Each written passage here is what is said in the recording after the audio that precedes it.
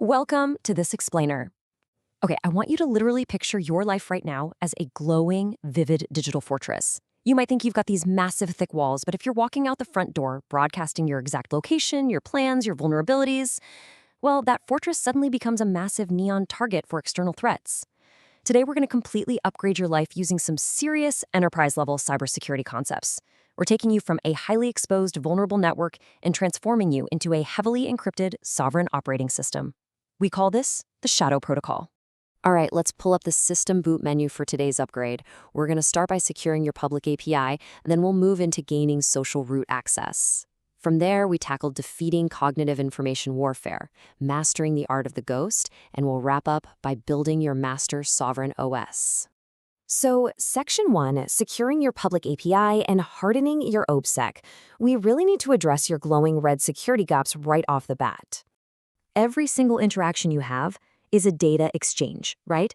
And if you aren't actively managing it, you're leaking critical info. Think about how perfectly technical data leaks map directly onto human behavior.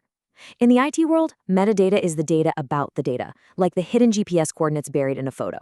In your actual life, that's your emotional reactivity.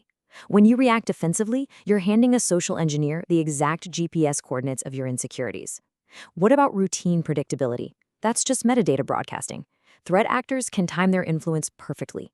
And oversharing your goals or accomplishments too early, that is literally handing your open source code to your competitors before the project is even compiled.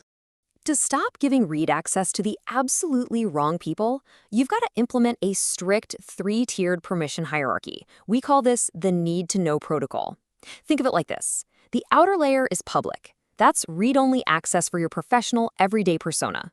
The middle layer is user, standard access for colleagues who maybe get to see status reports but never the raw source code. And then there's that tiny, vibrant inner core. That is root access, full administrative privilege, and it is strictly reserved for your absolute inner circle. It honestly all boils down to this one idea. When you are unreadable, you are unhackable. By becoming what the tactical world calls a gray man, where you're delivering high-value signal while fiercely muting all the noise, social engineers just can't categorize you. And hey, if they can't categorize you, they cannot manipulate you. You become a completely static, brilliantly reliable node. Moving right along to Section 2, gaining social root access and the art of privilege escalation. We are officially shifting from defense to offense here. You don't actually get social root access by hacking people. You establish it by passing these 3 crucial micro handshakes in the trust verification protocol. First, consistency. Are you delivering your high-value packets on time? Second, integrity. Does the checksum of your words match your actions? Meaning, does your digital signature perfectly align with your real-world follow-through? And third, predictability. Do you stay online and completely calm when the external network crashes into total crisis mode? Deploying this specific logic makes you an indispensable system utility. And when you run that logic consistently, you essentially become the ghost admin. Look, every organization has an official org chart, right? But there is always a hidden, highly active shadow network running underneath it. By mapping out that local area network and building peer-to-peer connections with the true hubs of power, the folks everyone runs to when the servers crash, you become the ghost admin. You yield massive structural influence with absolutely zero target on your back because you don't have the flashy job title. Now for Section 3, defeating cognitive information warfare and protecting your signal. Let's harden those defenses against the cognitive battlefield. Threat actors love using psychological operations to corrupt your reputation. When a whisper campaign hits, the standard user absolutely wastes vital processing power reacting to the noise. They try to brute force argue, which honestly just gives oxygen to the falsehood. It fuels the attack. But the Shinobi way? That's the silent counterstrike. You lean entirely on your pristine history of unimpeachable logs. By refusing to give them any emotional fuel, you literally starve the attack of its amplitude, and your network simply drops the corrupted packet. Poof, gone. I really want you to run this tactical exercise today to red team your own public perception. Step 1, run a Google audit. Scan your public API for legacy vulnerabilities. Step 2, set up a rumor firewall. Instead of arguing with a false narrative, deploy a signal overload. Just double down on the exact opposite behavior until the rumor looks like totally obsolete code. And step 3, quarantine unverified data. Always demand a verified source before you ever forward a packet of information. All right, Section 4, The art of the ghost, mastering presence without persistence.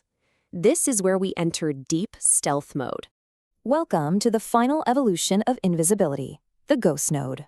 Most people are honestly just desperate for credit. They want their name hard-coded into the system log, which, by the way, makes them uniquely responsible for all the bugs as well as the features. Operating in incognito mode means practicing attachment-free influence. You securely pass a brilliant solution to a hub, let them broadcast it, and you achieve the mission objective while completely bypassing the blinding vulnerability of corporate envy. And to defend against predictive algorithms, you've got to purposefully feed the machine null values.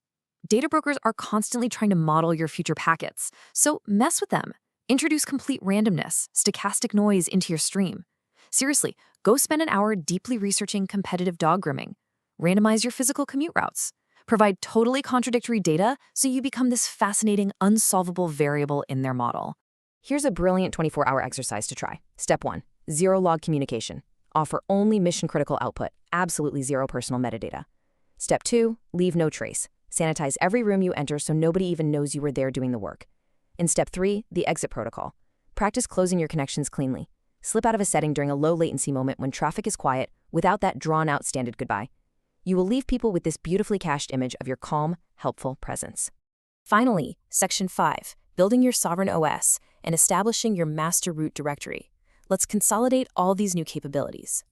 Most people are out there living in distributed chaos, running on unlinked servers where a tiny crash in one area causes a massive cascade failure everywhere else. Not you. You are now going to view your entire life through a single pane of glass.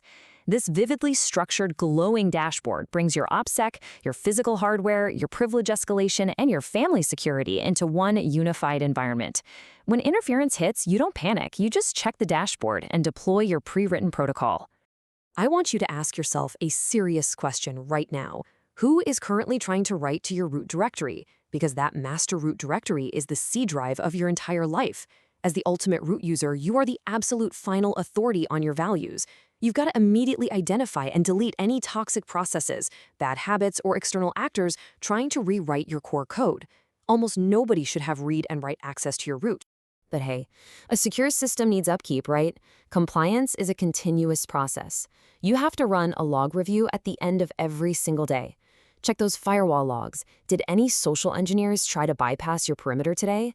Verify your private key. Did you actually act according to your core values? And sanitize the environment of any leftover metadata. Patch those vulnerabilities daily before the external adversaries find them. Your newly coded sovereign OS is now entirely hardened against society's bloatware. When the world attempts to install some malware script of guilt, fear, or fake social standards, your OS just returns a strict permission-denied error. You are done relying on cloud-based validation like social media likes or external approval. Everything critical is now processed entirely locally, right within your heavily encrypted perimeter. Ultimately, true influence isn't about power over others at all.